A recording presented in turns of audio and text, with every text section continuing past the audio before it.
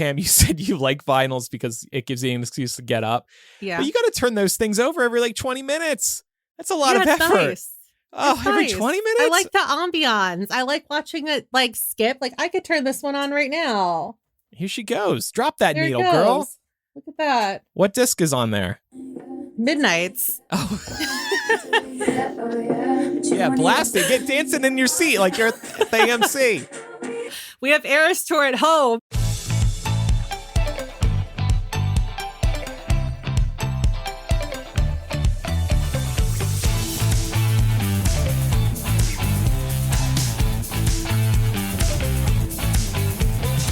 Welcome to Millennial, the home of pretend adulting and real talk. I'm Andrew. I'm Laura. And I'm Pamela. We did just want to take a moment to respond to the latest news coming out of Israel and Gaza, mainly to revisit the topic briefly and expand on some thoughts from last week, and give a big old acknowledgement that while this show isn't the right place to have an in-depth conversation about all of the nuance and history of the ongoing Israeli-Palestinian conflict, we also feel a responsibility to make it clear where we stand based on what we know about the current war between the Israeli government and Hamas. And the reality is, what we know is limited. None of us are well studied on the region. And to be quite frank, there are a number of resources better suited to addressing this conversation in a longer form than what we can have here on the show. And we can certainly link to those resources in our show notes. What we can do, and what we do often here at the show, is highlight the enormous complexity of a situation through pointing out that multiple truths exist. We want to amplify some of those truths shared by creators like Not Your Good Jew on Instagram as truths that we also feel and recognize here at the show. First and foremost, both Israel and Palestine have a right to exist peacefully. There is also no quick or easy solution for making this a reality. Next, the events of the last week and a half have been traumatizing for Israelis and Palestinians, but also the Jewish and Muslim communities globally. Next, and we have to say this very clearly, Hamas is a terrorist organization that, in addition to being an existential threat to Israelis, is also an existential threat to Palestinians. Next, Hamas's latest attack on Israel is not isolated. Israelis have to live under this threat constantly, and we need to remember that if we're going to talk about how their government should respond. Additionally, Hamas is still holding hostages they could release at any time, but choose not to, despite knowing what it means for innocent Palestinians. We also need to remember that Palestinians have no good way out of Gaza and are effectively fish in a barrel.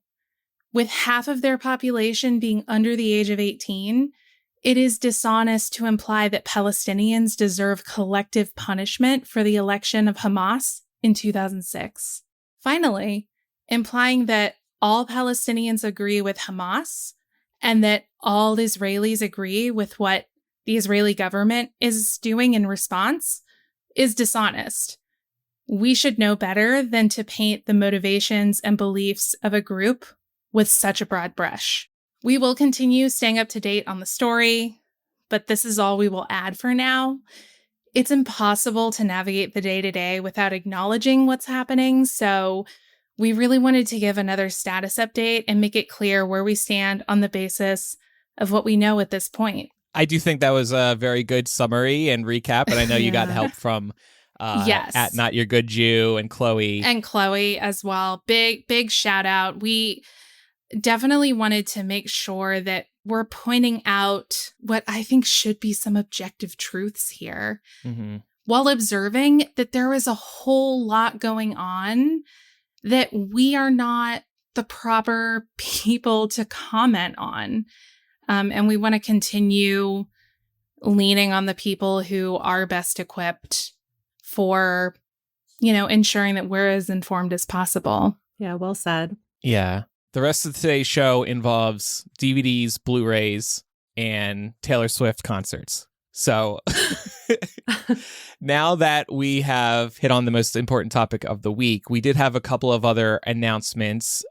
First of all, for anybody maybe looking for a break from the day-to-day realities, you're looking for something a little lighter, we did record a new variety show on our Patreon, and we did something we did a few years ago now, and we know people liked it, so we decided to do it again. We played Heads Up together on Zoom. Everybody knows the game, made by Ellen. We all continue to love it, even though Ellen's been canceled. And we had a lot of fun challenging each other and giving each other categories. We all tried to do the Millennial deck as well. So definitely check that out. It was a lot of fun, just like the first one was. Also, as a reminder, the 2023 Millennial physical gift for patrons is here. It is signed album art with Pam, Laura, and my signatures. We individually numbered these. You're getting 2 bonuses with this too. One small, one larger. We've actually been planning it over the last week, and we're really excited about it. Patreon.com/millennial. You have to pledge at the Bay level or higher, and you also have to fill out the order form. That's really important, whether you're a new patron or not, because we want to make sure, A, you want to receive this signed album art, and B, we need to make sure we have your latest address.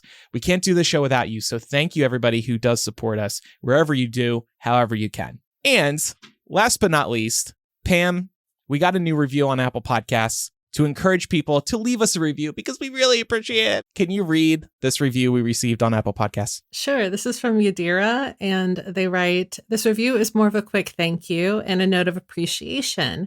It's evident that a lot of hard work and passion goes into making this podcast. I'm sure it's not easy, so I appreciate all 3 of the hosts for reliably putting out quality episodes that give listeners like me something to look forward to on a daily basis. Can always rely on Millennial for a dose of good humor, topical discussions, and something new to learn through discussions, interviews, life stories, etc." That's so sweet.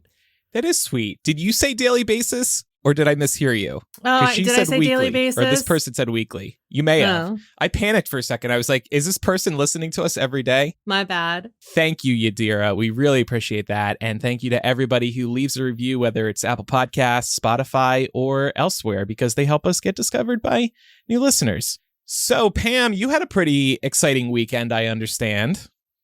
Yeah, I went to the Eras Tour Round 2, the concert version. I'm sure anybody who's a fan of Taylor Swift, even if you're not a fan of Taylor Swift, you probably heard that her filmed version of the Eras Tour has officially hit theaters in North America and a few other countries as well now.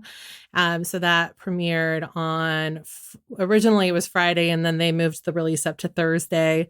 So everybody like me, they bought tickets to the first showing on Friday, was a little bit bummed out that we didn't know in advance, but that's okay. You wanted to be first. Did you try to sell your tickets and get to Thursday? No, we just decided to go on like what was originally supposed to be the first day. And I think that it actually ended up working out better that way, because I heard that a lot of the, the attendance was kind of sparse on a Thursday night. And so we kind of got like the full experience of what, some people are probably expecting if they the full experience here. Yeah. One of the biggest headlines that's come out of this is that, people are really getting into it, singing and dancing up and down the aisles in an effort to kind of make this movie similar to what the concert experience was like. And we did want to touch on that as well. Part of the reason why we're hearing about people arguing over whether or not you should treat this like you would treat any old movie, or if you should treat it like a concert, is because Taylor herself encouraged this behavior from the get-go.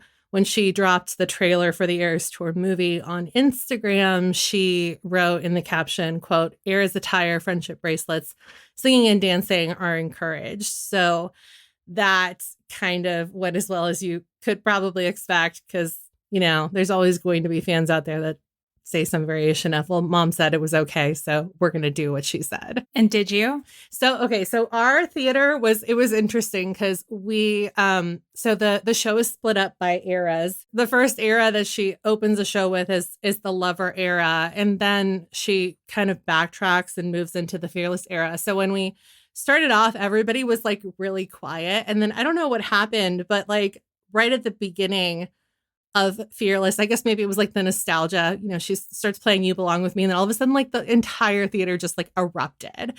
And it was actually, it was so sweet because we had these three, I could have sworn these three like 11-year-old boys had been dragged there by their sisters with the rest of their family. All of a sudden I turned around and they're like dancing and jumping up and down and trying to get everybody else to like do the same thing. And it was actually like really heartwarming to see, you know, a lot of these like younger kids getting really into it. And how can you be like upset about that? Yeah. Yeah. And like, even like we were in the second row, there was this like birthday party of girls in front of us who couldn't have been, you know, again, like no more than 10. And it's like, if they're standing in front of us, who cares? Because they're so short that like, it's not like they're taking away from the experience. We ended up staying seated and kind of just like, you know, had fun from our chairs because the people behind us were sitting and we didn't want to be rude. Yeah. That's the only thing. It was That's like, just like at a real concert. You feel guilty when you stand up in front of people. Yeah, exactly. But and I will say that like everybody in my theater was very respectful. If people like, if they noticed that somebody behind them was still sitting, they would just like move to the aisles and like just, you know, that's nice. Dance and sing in the aisles. So everybody was like, you know, really polite about it. Were you like grooving in your seat at least? Yeah. Okay. That's pretty much exactly what we did. What were you doing? Can I see? Can we see? Come on. You belong with me. Yes. Perfect. I love it. Let's clip that. And, you know, people are doing like the chants and the like the claps. And it was great. It was just like a little mini concert. And again, like, how can you be mad when you see like pure joy on kids' faces? Like that is like something that is like so wholesome to me. As someone who grew up, like I have such a deep love of music. So whenever I see young people have an appreciation for like any kind of artist, it just like warms my heart so much. So it was really cute. We did see some wild clips over the weekend on TikTok. You know, these dances going on, these like people like holding hands, taking bows, like they themselves had just performed at the Taylor Swift concert. And my feeling on this has evolved over the last few days because I have read various takes on it. And basically just where I'm coming down at this point is don't yuck somebody else's yum. It's like, if that's what they want to do, if everybody around them is fine with it, that's fine. Personally, I don't want this experience when I'm at a movie theater.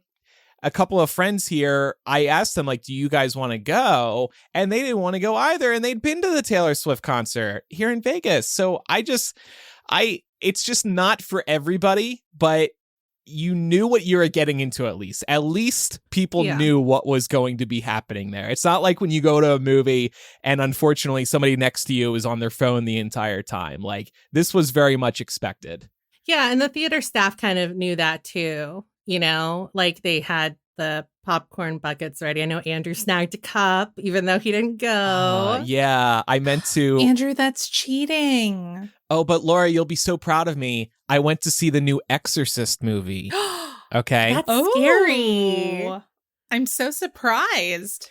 I know, right? Well, this is what happens now that I have a social life. People say, hey, do you want to do this? And I say yes, because I'm afraid if I say no, they're going to hate me forever and then I'll never see them again. So basically, I'll do anything anybody says out here.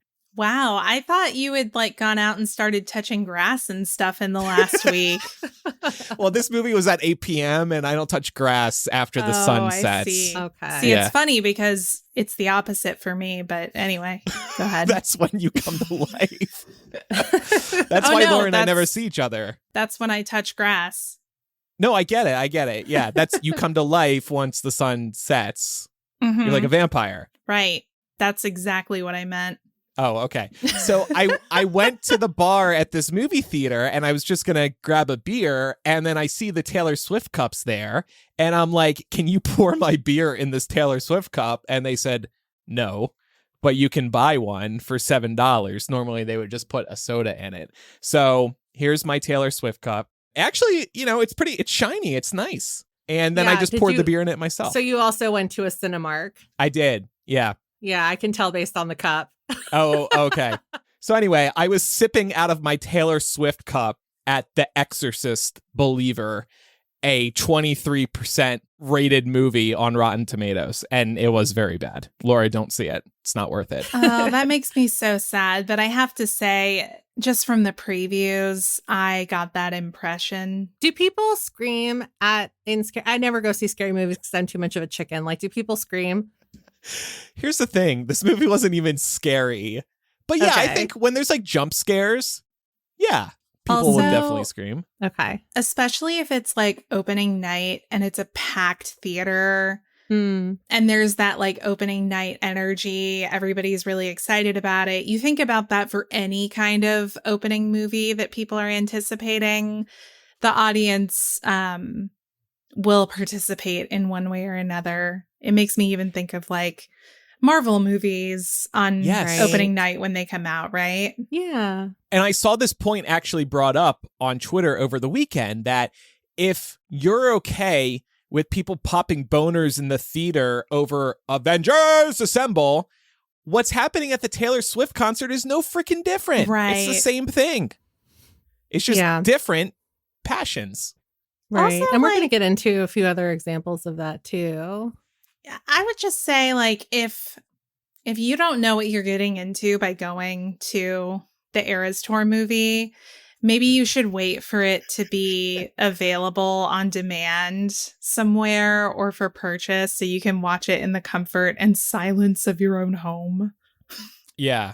Well, look, yes. Yeah, I don't need it to be silent. When I do want to see this eventually. I will stream it wherever it ends up.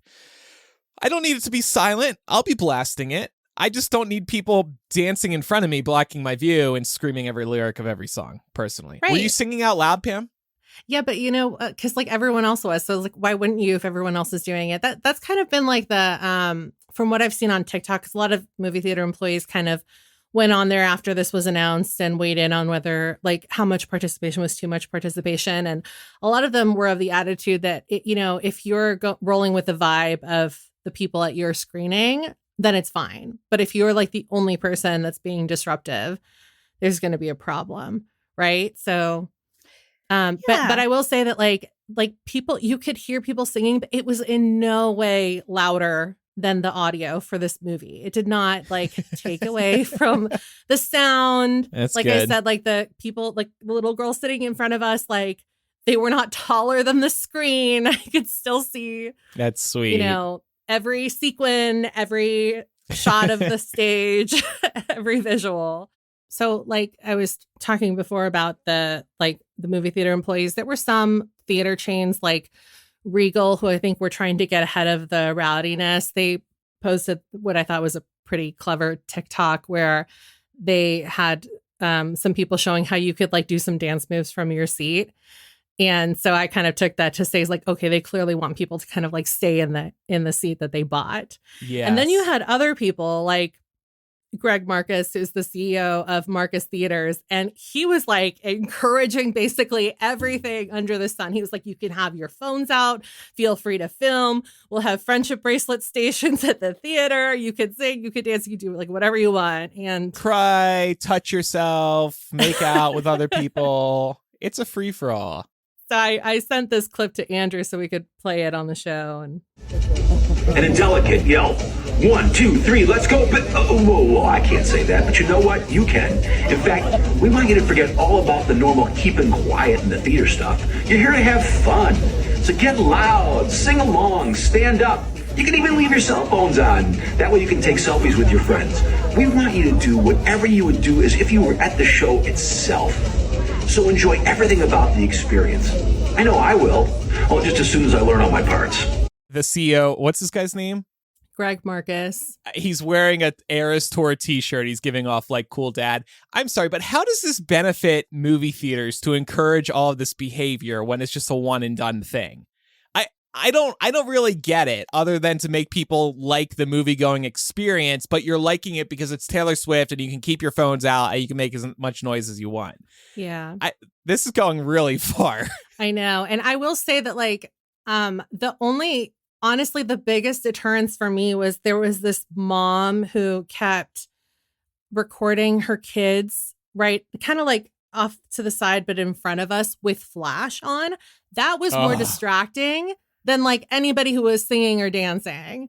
Yeah. And which was like so funny because it's like I knew I couldn't even see this person because the flash was so blinding, but you just know it was a mom because the theater was like bright enough, like because of the visuals, right? That you don't need flash. Right. Or they could have played with the exposure or whatever. But yeah. Well, unfortunately, people don't know that. They hit record on the video camera. They don't even know they can turn flash off, in fairness. Exactly. That's why I'm saying, like, that's why I knew it was a mom. It's always a mom. You should have yelled, change the exposure, woman. Mom, stop. You're Don't you know, us. tap and hold and swipe up and it'll make the video or photo brighter. That's a great tip for everybody, by the way. It is a really good tip, especially like if you want to take footage at actual concerts. Yeah. Oh, I use that all the time. I never turn my flash on. My flash is used as a flashlight, and that's it. Picking up dog poop. Yeah. Honestly, I'm usually turning exposure down because then you can like see all the. But yeah, it is a good tip. Yeah, everything's washed out otherwise. Mm-hmm. Ladies and gentlemen, you tap and hold, and then you bring your finger down, and that brings the exposure down, and your photos are going to look a lot better all of a sudden. And then your person is always in focus. But to answer your question, Andrew, I think that like one of the things that people need to keep in mind is that for right now, at least, the Eras Tour movie is only playing Thursday through Sunday. And Variety wrote up this article about why that is. And it pretty much is so that it's designed to feel more like a concert and less like a movie. And also to like encourage larger audiences to be at screenings collectively. You know, most people don't go in the middle of the week. You're going to go during the weekend, most likely, to go see a movie. And yeah, so it all kind of like culminates into this experience that you would normally have in a movie theater. But Taylor isn't the first big music star to, you know, release concerts in movie theaters. The Jonas Brothers have done this. Miley Cyrus / like when she was in her Hannah Montana phase. She also released a concert film. One Direction has released concert films.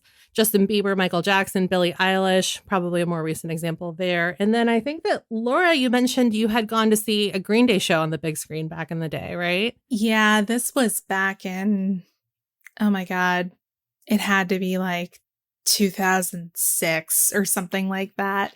But it was called Bullet in a Bible, and it was a concert recording of their performance at the Milton Keynes Arena in England. Andrew, you might be more familiar with English arenas than I am because I know you've gone to some shows over there. I've been to Wembley, but that's it. The new Wembley, obviously. Right. Yeah. Well, and wherever the Queen musical was taking place. Okay. Well, this wasn't that. But it is a pretty substantial stadium arena show. And I will say that this experience pales in comparison to what I've seen of the Eras Tour movie experience, just because when I went, it was like a one-night event. There were like a handful of people in my theater. And that's not to say that Green Day doesn't have a following. They obviously do. But the vibe around concert movies coming out at the time was so different than what it is now.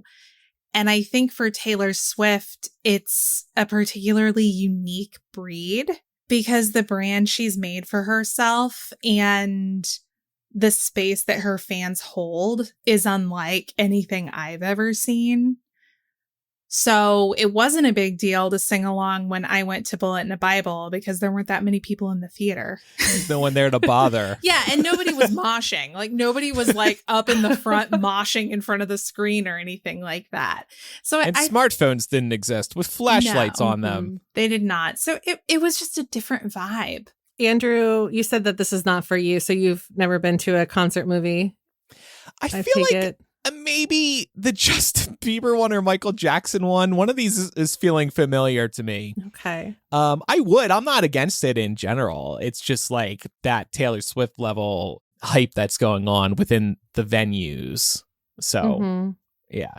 No, I would, though. I think it's a cool experience because, like, yeah, sure, you can watch one of these at home, but it's not the same as watching it in the theater with the speakers blasting in the giant S screen. One of the last examples I wanted to bring up was Rocky Horror, which obviously is a way older movie, but they do Rocky Horror Picture Show showings every October. It's a big thing. I know a few of us on the panel here have been to those showings and can speak to the fact that if anything is going to compare to what it's like going to see the Eras Tour in theaters or even like at the concert, it's probably going to be these Rocky Horror shows, because it also has a participatory element to it. There's certain things that you say at certain times. There's certain, they throw things at certain times at Rocky Horror. That the most you're going to get at a Taylor Swift concert is maybe like you got to clap at a certain time. But yeah. So Laura, you've been to Rocky Horror, right? Yeah, I've actually done both the theatrical experience and also like a theater experience where the whole story is being acted out on stage. And in both cases, people throw things. And there's always, usually in advance of the screening or the performance going on, there is usually someone emceeing who asks if there's anyone in the audience who is doing this for the first time. And, they definitely make those people into sacrificial lambs for the entertainment of everyone else in the audience. Pam, I don't know if you've ever seen that, experienced that. I deserve to have my gay card revoked because I've actually never been to one of these. I can't believe feel like you. I know. I mean, I haven't asked, but I just know Pat has, and I'm shocked that he hasn't made you go. Only because I know Pat's big into musical theater. Wasn't he a theater major? Yes, he was. He definitely has done this. Yeah, he's an old hand at Rocky Horror. I just know. I haven't done a lot of things. My life is sad. I haven't seen Easy A. He really wants me to watch Easy A. Oh, you should watch Easy A. It's a good movie. Yeah. But yeah, at the theatrical version that I went to, everyone's initiation ceremony for the virgins, as they call them, is different. But at the one I went to, they asked everyone who had never seen Rocky Horror before to raise their hands, and the unsuspecting members of the audience did. And were all brought up and consensually, of course, offered bananas that they could make lewd gestures with in front of everyone else if they wanted to. Well, now I'm interested. And it was very funny. I don't think my first one did anything. I feel cheated now. But no, grab I mean, a banana and recreate it yourself. Yeah, I'll just do that after the show, of course. I've got some bad ones actually right now. I could send you one. Well, you should save those to make banana bread. Actually, Pat probably is saving them for that purpose. Yeah, he probably is. But yeah, you can definitely you can look up clips of participatory Rocky Horror experiences on YouTube. There's even an album version that you could listen to on Spotify. I just checked right now, and that's from back in 1983. And these participatory showings go back even further than that. So definitely would recommend if you've never done it. It's just one of those kind of like a rite of passage type things for a lot of people, especially when you get into college. And spooky season is the perfect time. So you still have time left, y'all. Yeah. And that is obviously you could watch Rocky Horror at home, but it's not the same as watching it with an entire packed theater. Just to wrap up here, coming up next, as far as concert movies goes, Beyonce's Renaissance Tour hits theaters on December 1st. So that's something to keep an eye on if you're part of the Beehive. This is going to be a little bit different because per the official description of the film, it's set to feature both tour performances and documentary style footage. So I have a feeling it's going to be similar to what she's done before with Netflix and also with HBO. So that kind of falls in line with what, Beyonce tends to produce. But I wanted to ask you two if the style of Beyonce's concert movies, do we think that kind of means that this is going to be more of a traditional movie going experience? Or do we think that because there's been so much emphasis put on the Eras Tour and fans being allowed to really get into it, we're going to see more of that footage come out as Renaissance hits theaters? I can't wait to find out. I do feel like it's going to be more subdued because Taylor Swift fans are their own species. It's a one-of-a-kind thing that's going on with her. Obviously, Beyonce is massive, but it just, between the fact that I think her fans probably skew older and the fact that this is more of a maybe documentary style film, if there is a lot of excitement during song performances, some of that excitement might die down during the documentary style. This one, I actually think I am going to see in theaters, and I'm also just very curious to see if it's going to be like what the Eras Tour movie experience was like. It feels like it's going to get an older audience, right? By a few years. Yeah, maybe. I think, I don't know. It's hard to tell. I have a hard time picturing teen girls going to this and getting as hyped up. I don't know. Because a lot of those teen girls have parents who maybe they're not quite our age, but they're only a little bit older. You're saying the parents are going to? Yeah. And they're going to dance and sing and jump up and down? I don't know if they're going to. I can't speak to that. I don't know if that's going to happen, but I just mean that I think you'll see a spread of ages at the Renaissance Tour film. Yeah. Does everybody know tickets are on sale? Has this already been announced? Because I'm looking. It has, but I feel like Team Beyonce did not do a good job of promoting the fact that you could get tickets, because we got tickets to this and it was just because my friend saw that she posted a teaser trailer for it and she was like, I wonder if I can buy tickets now. And lo and behold, you could. But it seems like they didn't really promote this very well. I didn't know either. I just happened to get Googling. I'm looking at Friday night in a very hot area in Vegas called Summerlin. Friday night, 7 p.m., opening weekend. Every fucking seat is open except for 3 seats. 4, 5. There's 3 strange people by themselves. One person's in the second row right in front of the screen. They're definitely going to be jerking off during this movie. But it doesn't seem like tickets are really selling so far. So I'm very curious what's going on with that. Because like you, Pam, I follow Beyonce on social media. I should have heard at this point that tickets are already on sale, because if I did, I probably would have jumped on the tickets thinking they'd be very hard to get. Yeah. So what's going on? Well, you heard it on Millennial first. If you want to go see the Renaissance Tour in theaters, you can buy your tickets now. Oh, gosh, darn it. Now, as if Beyonce needs any help. Sponsor us, Beyonce. Help, clearly. We'll talk. She didn't even tell people that you could buy tickets. I'm happy to help her, but I would prefer being paid to help her out. Oh, the first one's you free, want that Beyonce money. First one's free. This is a taste of what we can do. Now you're going to have the Millennial bump. And by the Millennial bump, I mean I'm buying tickets with Pat after this recording, and I'm going to sell 2 tickets. Laura, will you go? How are you feeling about this? I don't know. I wouldn't say that in general I'm super big on going to theatrical concert events.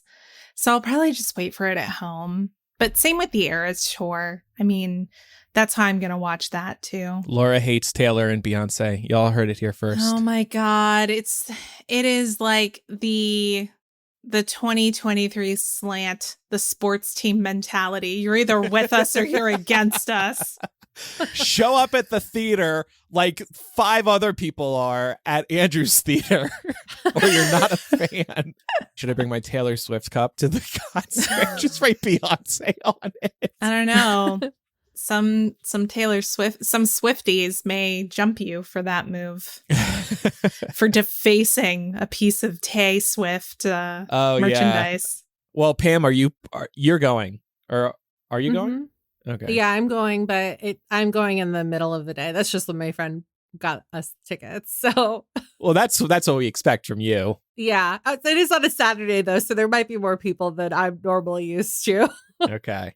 Well, we'll have to give our reviews of that once that movie hits theaters, because I can't wait to see if the audiences are going to be similar, or even what Beyonce says in advance, or what does the CEO of Marcus Theaters say about this one?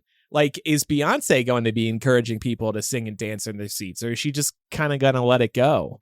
Well, and also I would just be curious to know how theaters would react to an audience of Beyonce fans doing the same thing as the audiences that went to Eras. That's something to keep an eye out for. Yeah, for sure. Because it should be equal, right? If you two had to pick one for me to go see, just one, is it Rocky Horror or Beyonce? Oh, that's apples and oranges. Yeah, that's such a weird choice. Well, that's it's challenging, right? That's why I'm asking you. Yeah. Are you saying you can't see both? It's just a game. It's just okay. Okay. All right, He's like, never go mind. along with it. Never mind. I feel like for the culture, you should go see Rocky Horror, but I think that you would prefer to see Beyonce. That's perfectly phrased. Okay. Yes. All right. Well, we will take a break. I will book my Beyonce tickets, and we'll be right back to talk about DVDs and Blu-rays.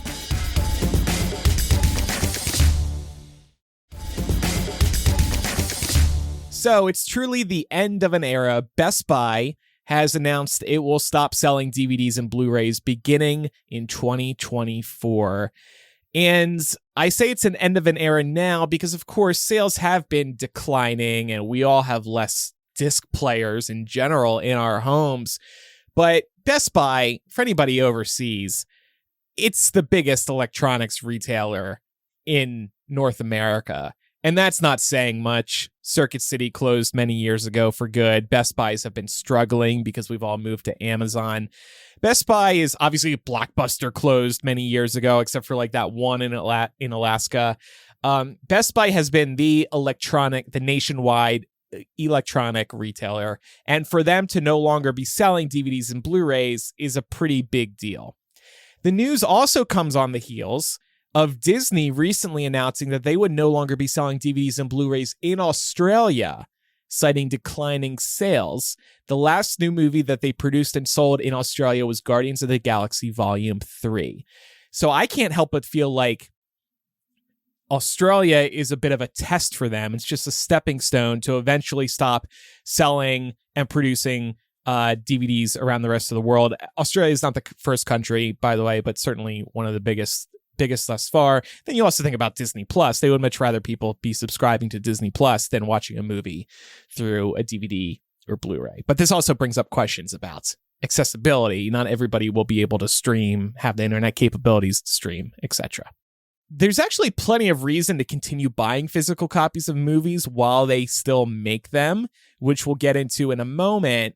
But how about for us? Are we holding on to our discs anymore? I parted ways with discs a while ago. I have a few that still mean a lot to me. And of course, I'm talking about like concert discs that I have, but I can't watch them. I don't have a single disc drive left in this house, but it's just nice to hold on to for nostalgic purposes. Do you two hold on to or watch any still?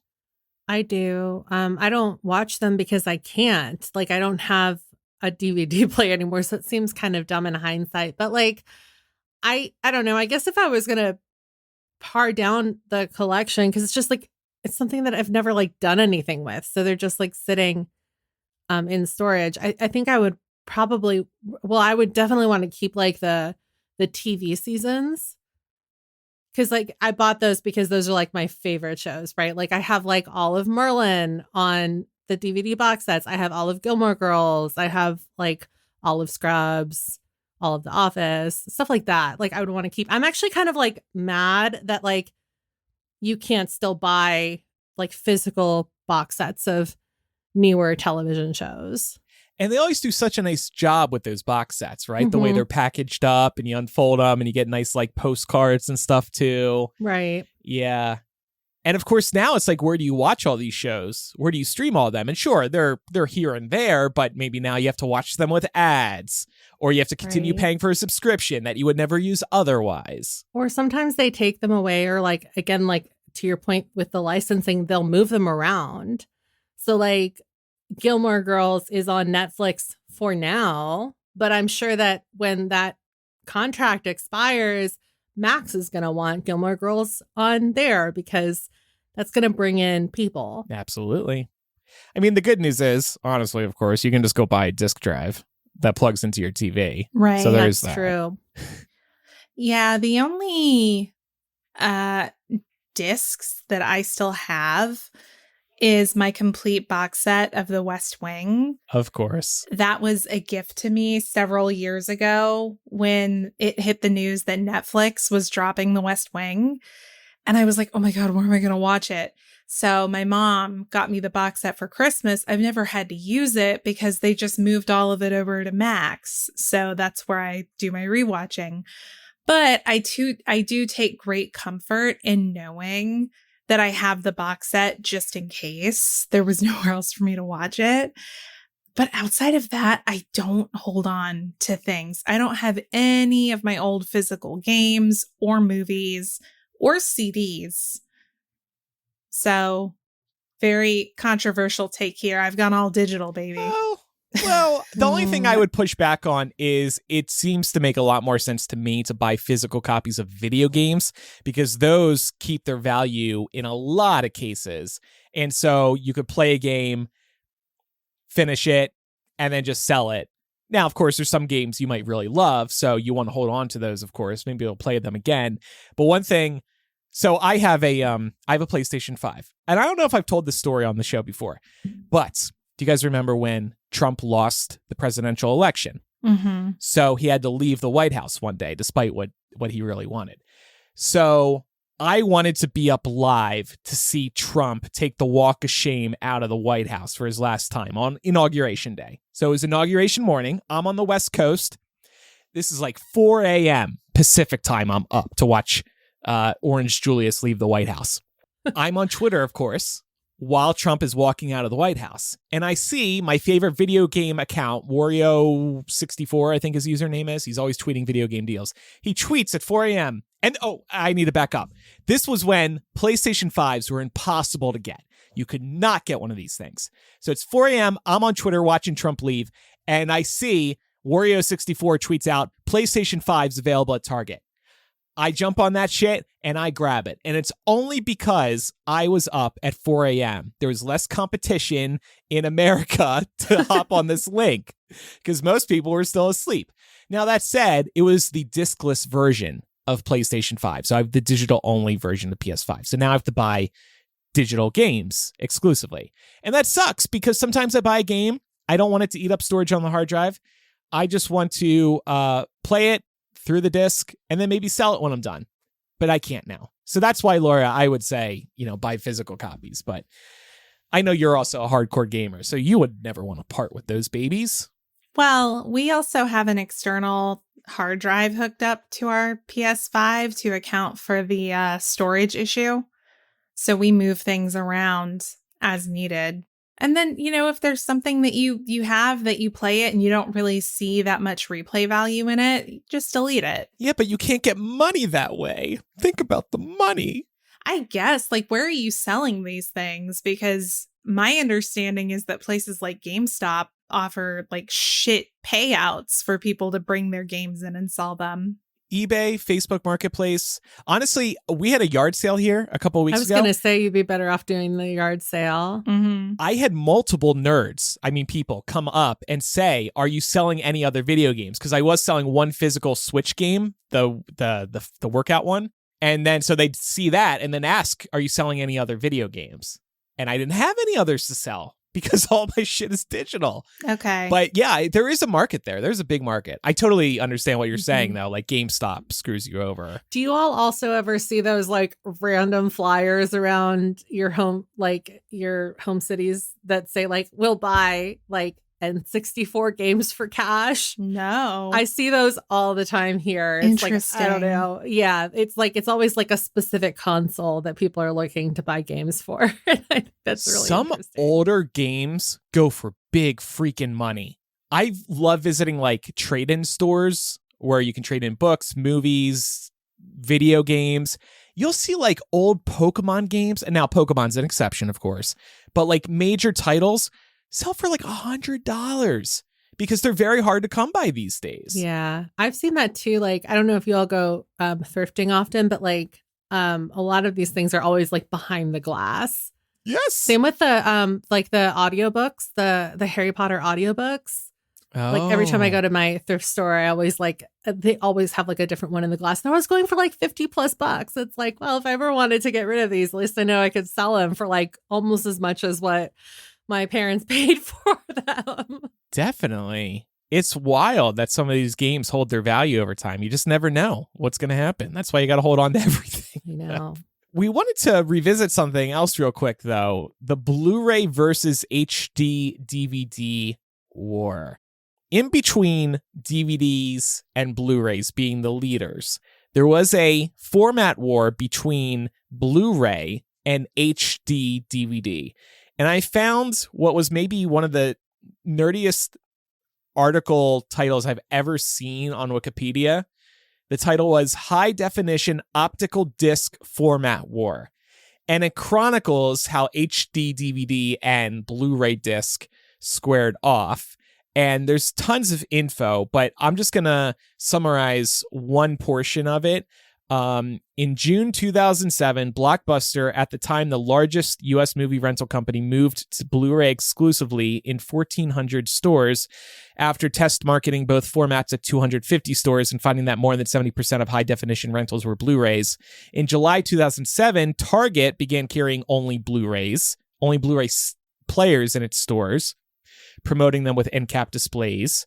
On January 4th, 2008, Warner Brothers, which has the largest market share of DVDs, announced plans to drop HD DVD support completely as of the beginning of June 2008. And then another big factor was that Sony was going to put Blu-ray in PlayStation 3, which was a very big deal at the time. Of course, Sony also developed Blu-ray, so naturally they were going to do that. And so that's how HD DVD lost. I don't remember having any HD DVDs, but I certainly remember this war. Were you two stuck in the middle of this war? We had a few because we had the DVD player we had at home was compatible with both versions. So I think it was just like whatever one was cheaper or whichever one we could find if it was like an in hot demand DVD, right? Yeah. Remember when that was a thing? You used to like run to the store to get your DVDs before they sold out. Yeah. But like this Warner Brothers thing like does make sense because my brother and I were both into Harry Potter. So I want to say that we had like, I think it was just maybe Goblet of Fire that we had on HD. And I remember him like trying to be like, well, we have to replace that one because HD is going obsolete and we need to make sure that the collection is secure. But yeah, that was a big deal because people were kind of like worried about whether or not they would be compatible going forward after Blu-ray reigned supreme. Yeah, I think we were in a similar situation to what Pam's talking about in terms of having a player that could do both. But also, to be honest, my family's never been one to buy lots of physical copies of movies. I feel like even by this time, you could still get some stuff digitally. Yeah, I guess. But yeah, people love collecting physical movies, though. A lot of people do. I mean, I can big say movie buffs. That's never been me. Yeah, me neither. Yeah. So I don't really remember this all too well. I guess like we kind of were predisposed to it because like my mom was never like how some parents like every time they take their kids out, they get them a little treat at the store. Yeah. My mom was always like, don't ask for anything because you're not getting anything. But the one thing that she always used to get us was like anytime Disney put out a new VHS, it was always at Costco. We've been a Costco family forever. Like she would get us the Costco VHS of the Disney movie. Cute. And so I think that like that, because that's like such a big core memory for us, like getting excited about getting to take home like a new VHS, that like then when my brother and I grew up and we had our own money, we still wanted to like invest in the family collection, as it were. Yeah, my grandma was very good at buying all the Disney VHS tapes. I can still like hear the sound of those crinkling plastic. Of the plastic. Yeah. Yes. Or like if one got crushed, then you could never quite fix it. Yeah. Oh, those were great. I almost could still smell that smell of those things. Good times. And one more break today as I go look for my Disney VHS tapes from my grandmom, RIP, and we'll be right back.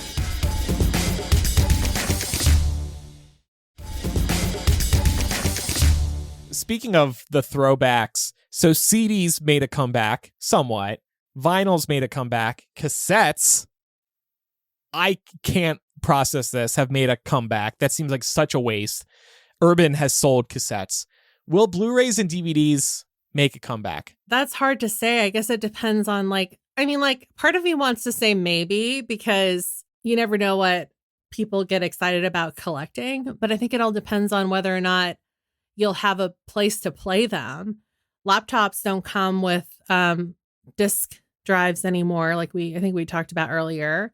So you won't be able to watch them there. You could buy one, but they're kind of like pricey. Like even like CD players. I don't know why. I was just like, I think I was just like up late. I was like, maybe I should get like a CD player for and then I can like play like the old mixtapes that I keep finding anytime I try and go like clean out storage boxes. But like even those are kind of pricey now. It's like I'm not going to pay $50 for a CD player, you know? Yeah. So I have to assume DVD players are a little bit like around there or more expensive. I also just have to ask, and I'm not saying that this couldn't happen, but I'm comparing DVDs and Blu-rays and their time period, the brief shining moment when they were the standard. And I'm thinking about cassette tapes and kind of what they represent culturally, the significance that they carry, about the nostalgia for a different time. And I have a hard time imagining people having that same sense evoked by DVDs and Blu-rays. I mean, maybe they will.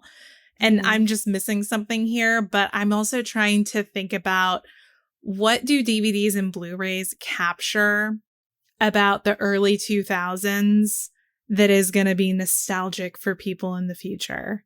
Yeah, especially when there's all these other nostalgic types of media. Vinyls have always made sense to me, making a comeback, because they are big. They're great to display. They're good to stack up on a shelf. They're wonderful in that regard, and they're fun to like flip through at a vinyl store. Blu-rays, DVDs, it's not the same feeling. And to get a player or something, a disc player, it's not worth it. We're all lazy. We would much rather just stream it. And this is why like a lot of people don't play the vinyls they own. Some do, and good on you. Pam, you have a vinyl disc player behind you. Do you actually use that thing? I do, and I really enjoy playing the vinyl that I own, in part because if I have it on when I'm working too, it gives me an excuse to get up when I reach the end of the vinyl, and then I have to go and like flip it. It's like a nice little activity, right? But then like, you know, the thing is too, is like the nice thing about streaming, assuming that nobody pulls their catalog or like titles don't disappear. This is kind of like the problem we're starting to see pop up now in relation to like the streaming wars, for example, is that like all of that lasts forever. You don't have to worry about it deteriorating. Vinyl, you have to take care of. And I definitely have a lot of vinyl that I've inherited that is scratched. And so it's like not in pristine condition. Same with like CDs. Remember when a CD used to scratch, you can never get it to like go past that point. It was skipping. It's the same with you gotta vinyl. Use the toothpaste rule, baby. Anybody else do that? Yeah. Oh my God. I used to spend so much time doing that. And did it worked? Sometimes. Yeah, you had to be like really careful and like buff out the scratch. And it depended on how deep the scratch was. If it was more superficial, it probably would work. But if it was a really deep scratch, it was a little harder. Yeah. For any of the youths who have no idea what we're talking about, as kids, we had this hack where you could literally take a CD that was scratched up and rub toothpaste all around it in like a circular motion over the entire disc, then run it underwater, dry it off, and that would help with the skipping that we're talking about. So we did that. We had to walk to school uphill both ways in the snow, you know, all the stuff that you hear old people complaining about back in my day. Do you remember paying extra for anti-skip on CD Walkmans? Yeah. I was just going to say, when you're walking to school, don't walk with too much bounce. Otherwise, your CD will start to skip. Right. Exactly. You always had to make sure you had those extra batteries or you'd be fucked. Yes. Pam, I did, while we've been talking, I found a Sony Walkman for you. It's the DEJ 011 Mega Bass G protection, tested and works. It's a sharp looking Walkman. So if you want to pop out your CDs, here you go. Just grab some headphones, not Bluetooth, of course. And $29.99. Not bad. That's not bad. And one other thing I want to address, Pam, you said you like vinyls because it gives you an excuse to get up. But you got to turn those things over every like 20 minutes. That's a lot of effort. Nice. Oh, every 20 minutes? I like the ambiance. I like watching it like skip. Like I could turn this one on right now. Here she goes. Drop that There needle, girl. Look at that. What disc is on there? Midnights. Oh. Yeah, blast it. Get dancing in your seat like you're at the AMC. We have Eras Tour at home. I don't need those movie tickets. Well, just a couple of quick tips for everybody. First of all, like I said to Laura, you can trade these in. You can sell them on eBay. You can go to trade-in stores. Fuck GameStop. Go to like in Arizona, there's this amazing retailer called Bookman's. Absolutely love them. In a lot of different places at these trade-in stores, they will offer you either trade-in credit or cash.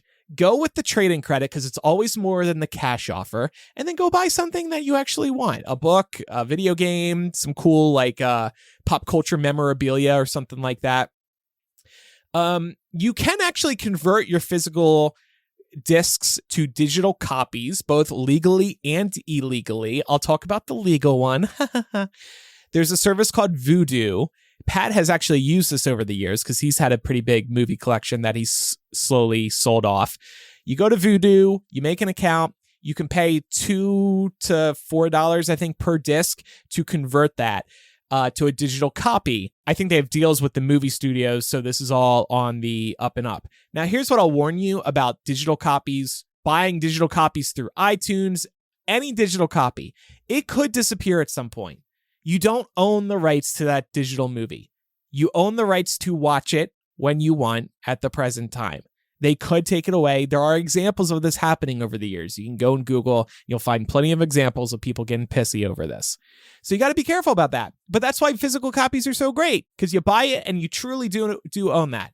Nobody can take that away from you. And of course, the legal way, there are ways to pop a disc into a computer and then you could rip the movie if you want. But I won't get into that because I'm a good boy. All right. So Laura, why don't you tell us what's coming up in After Dark today? Sure. In recognition of spooky season, we're going to talk about urban tales and legends with the particular focus on Appalachia, where I grew up. So it's going to be a really, really fun and interesting, hopefully informative discussion, getting into some spooky vibes, and there may be room for one or two other little anecdotes. We'll see how time is looking. Don't forget, we have the 2023 physical gift available now to Bay and Hire patrons. Signed album art. We all individually sign these. They're all individually numbered as well. And you're going to get 2 surprise bonuses with this as well.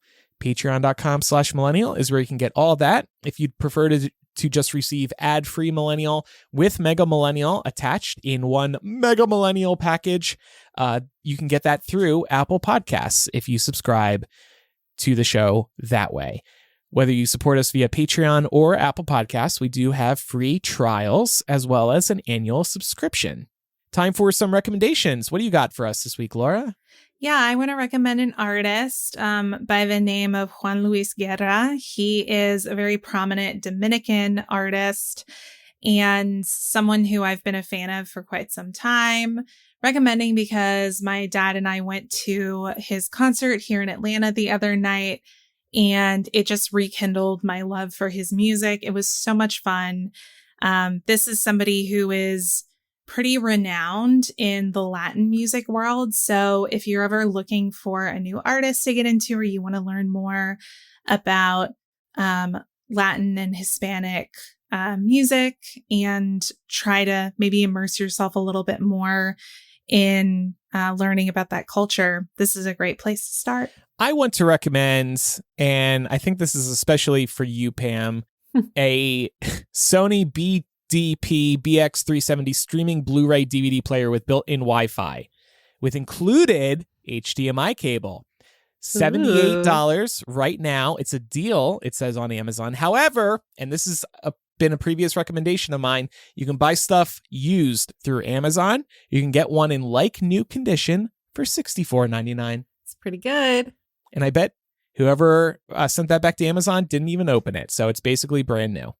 I wanted to recommend Singer sewing machines, especially if you're trying to get into sewing. So if you're a beginner, I got one of these late last year, and I've been teaching myself how to make some minor alterations to my clothes and teaching myself how to sew some beginner things like circle skirts. And it's just so useful to know how to do that. And if you've ever been interested in picking up sewing, I highly recommend looking into Singer for your first sewing machine. I have specifically the model called M1500, and I really like it because it's great for small spaces. It's not too heavy, doesn't take up a lot of space.